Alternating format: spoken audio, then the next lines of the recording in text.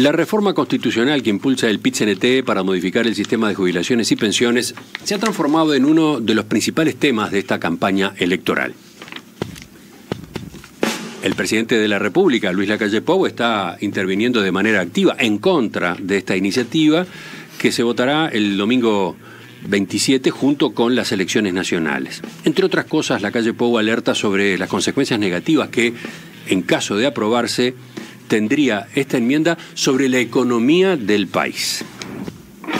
El PIT-CNT, que este lunes hizo uso de la cadena nacional de radio y televisión para explicar sus argumentos, enfatiza que su propuesta mejora la vida de más de 1 millón de uruguayos sin que nadie pierda nada con respecto al sistema actual.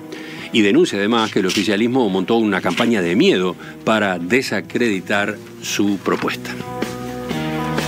A grandes rasgos, recordemos, la reforma constitucional que impulsa el PIT-CNT elimina las administradoras de fondos de ahorro previsional, ya que prohíbe los sistemas de ahorro individual con destino jubilatorio.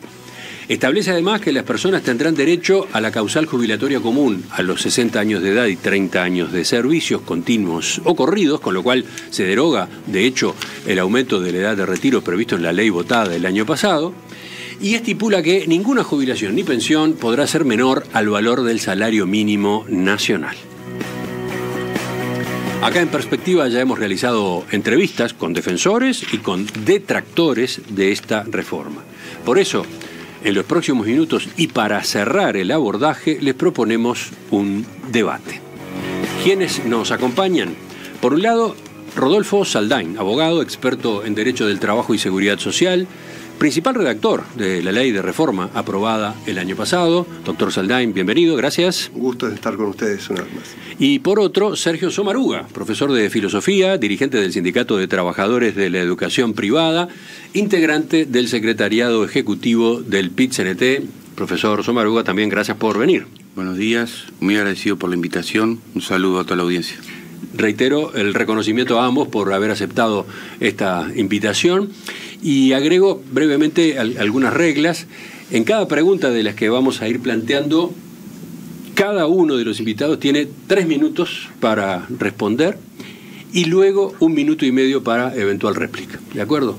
Así que en cada uno de los temas que abordaremos habrá 3, 1 y medio y 1 y medio como duración del intercambio. Y después pasaremos al punto siguiente, etcétera. Enseguida ya abrimos este debate. Ahí están Saldain y Somaruga comentando a propósito de cómo han venido pertrechados, lápiz, papel, documentos, ¿no? Antecedentes, ¿no? Cada uno tiene sus herramientas a mano. Vamos al principio entonces. Profesor Somaruga, esta enmienda constitucional se impulsa como reacción a la aprobación a mediados del año pasado de una ley de reforma del sistema de jubilaciones y pensiones que impulsó este gobierno, a la que el PIT-CNT se opuso. Pero el texto que ustedes promueven no es la derogación de aquella ley. Sí deroga uno de los aspectos, el aumento de la edad mínima de retiro, pero además incluye otras medidas que de hecho implican cambios de fondo en el sistema previsional que estaba vigente antes de la ley del 2023. ¿Por qué? ¿Por qué este plebiscito?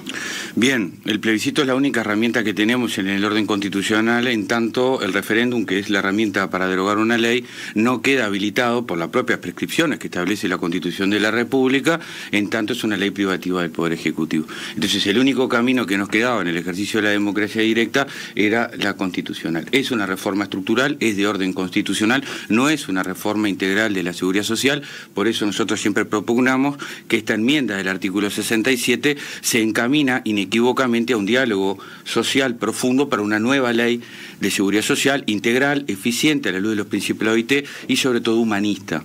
¿Por qué estamos en este plebiscito? Bueno, primero porque el gobierno nos mintió el presidente de la República cuando hizo campaña electoral diciendo que no iba a cambiar las reglas de juego para los trabajadores en actividad. Esto lo hizo y lo hizo para peor, porque lo podría haber hecho para mejor. A partir de 1977 se nos impuso 5 años de trabajo obligatorio para configurar causal jubilatoria. Esto es una confiscación de tiempo libre jubilatorio. Pero para los nacidos en el 75, en el 76, también hubo confiscaciones de años jubilatorios. No fue la única confiscación, no fue el único daño. Hubo otro daño que fue en el salario jubilatorio. ¿Por qué? Porque antes con 65 años de edad nos jubilábamos con el 55% del promedio jubilatorio y del promedio salarial, ahora es con el 45%, hubo una detracción del 10%. En un año de vida de un jubilado esto representa una jubilación menos por año. Esto repercute negativamente en el trabajador, en su familia y en el mercado interno porque hay retracción del consumo, porque hay menos plata en circulación. Y lo otro es que se cambió la base de cálculo. De los 10 últimos años, o los 20 mejores más un 5%, a 20 años. Esto licúa, efectivamente, todos los trabajadores sabemos, no hay que ser economista de Harvard, que esto licúa la base de cálculo, baja el promedio, sobre ese promedio se aplica un porcentaje que es un 10% menor, resultado final, detracción, perjuicio en el salario jubilatorio. No fue el único cambio. Se nos impuso la obligación de colocar, a pesar de nuestra voluntad y sin consulta a los individuos, hacer el aporte a la AFAP, que es un servicio privado que nos cobra entre la AFAP y la aseguradora en el entorno de una quinta parte de nuestra asignación computable remitida a la AFAP. Esto es muy caro para la prestación que luego indeterminada y ineficiente que paga el sistema. Entonces, y además hay otra cosa que acá aprovecho que está el autor de la ley o uno de sus autores, porque hubo una modificación que es inentendible, inclusive en la racionalidad de los que dicen que hay que hacer contención del gasto, a pesar del recorte en cobertura y suficiencia, retroceso de derechos, porque esto es muy caro. Pero ¿qué tiene que ver esto con la modificación del artículo 109 de la ley 20.130 que redactó el copartícipe en este programa? Que modificó el artículo de la 16713 y habilita a las AFAP a cobrarse su comisión cuando el trabajador está desocupado. ¿Dónde? No del flujo, no del ingreso mensual porque el trabajador está desocupado. ¿De dónde se va a cobrar la AFAP? Del Fondo de Ahorro Jubilatorio. De una confiscación que el único propósito que tiene es asegurarle la rentabilidad a las AFAP. Supongo que le quedaron algunas afirmaciones para terminar de completar la respuesta, porque la pregunta era por qué un plebiscito, ¿no? Y por qué se iba más allá de la derogación de la ley. Pero en todo caso, capaz que hay tiempo para eso en la réplica luego. Voy al doctor Saldain ahora. Usted se inclina por mantener el sistema previsional vigente desde 1995 con los cambios que se introdujeron en la ley del año pasado. ¿Por qué? Bueno, ahí la clave es la demografía del país, que ha cambiado sustancialmente en lo que va de este siglo y que ya venía cambiando a finales del siglo pasado. Y que la reforma aprobada en el actual gobierno es una reforma que introduce elementos claramente positivos en un conjunto de aspectos, de ampliación de cobertura, también de aumento jubilatorio de las personas de menores ingresos, pese a lo que acaba de afirmar mi, digamos, compañero en este debate. Es decir, no es correcta esa afirmación, todo lo contrario. Es decir, aquellas personas de los, digamos, el 30-40% de la población de menores ingresos con la reforma aprobada el año pasado, vía suplemento solidario, van a tener una jubilación mayor que la que tenían con el sistema anterior, sin perjuicio de que tampoco es correcta la afirmación sobre los porcentajes que acaba de hacer el compañero, porque es correcto que si solo tiene 30 años de trabajo la persona a los 65, puede ser un 45%, pero si tiene 40, es 60%. Cada año de trabajo mejora a razón de 1.5%, por lo tanto no se puede hablar de un número fijo y estable. Por otro lado, la reforma adecua las edades jubilatorias, coordinándolos con lo que son los estándares internacionales de manera sumamente pausada. Son muy pocos los países en el mundo que mantienen una edad jubilatoria de 60 años.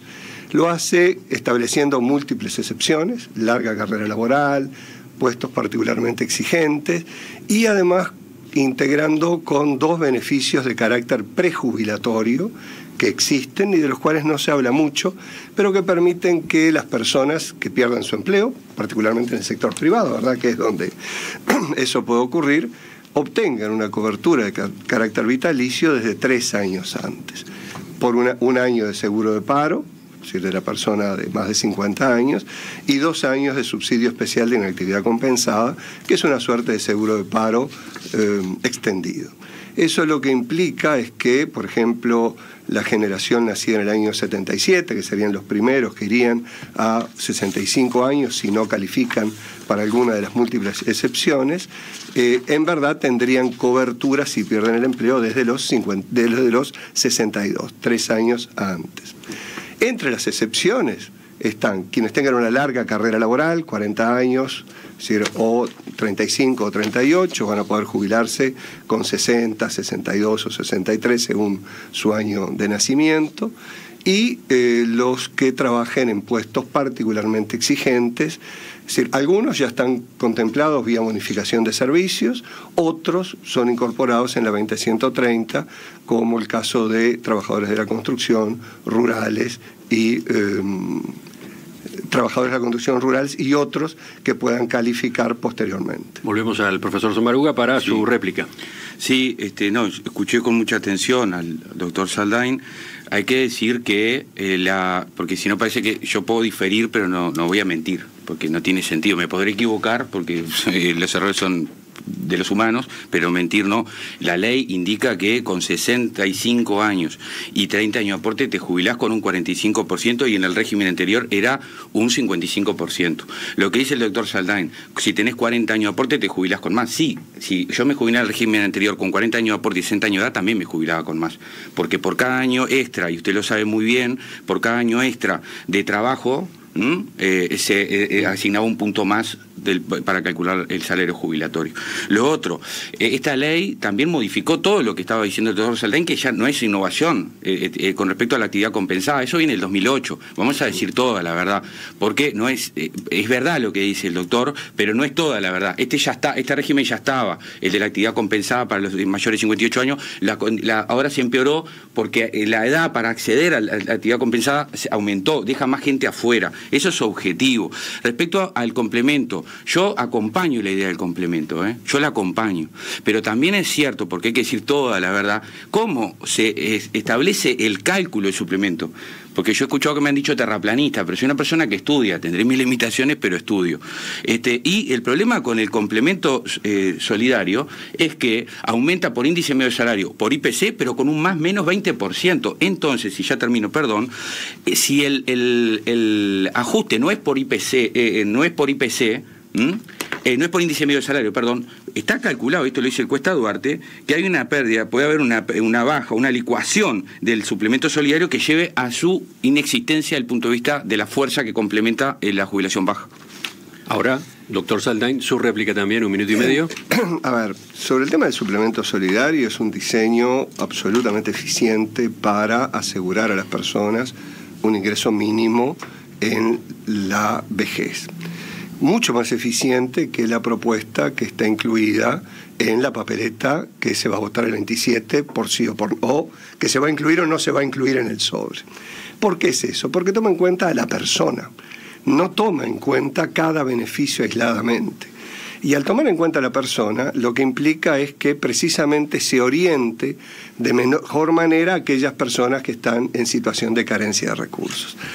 No sé por qué al diseñar la papeleta se fue por una fórmula que ignora esa, que es una fórmula que nosotros la tomamos estudiando Derecho Comparado, ¿verdad? Con el apoyo de la OIT, estudiamos el caso de Chile, la reforma de Bachelet, que incluye una fórmula de ese tipo, la reforma del 2008, y el régimen canadiense. ¿Eso qué implica? Es decir, aquella persona que en verdad solo tiene el ingreso jubilatorio por debajo de un determinado umbral, va a recibir un plus.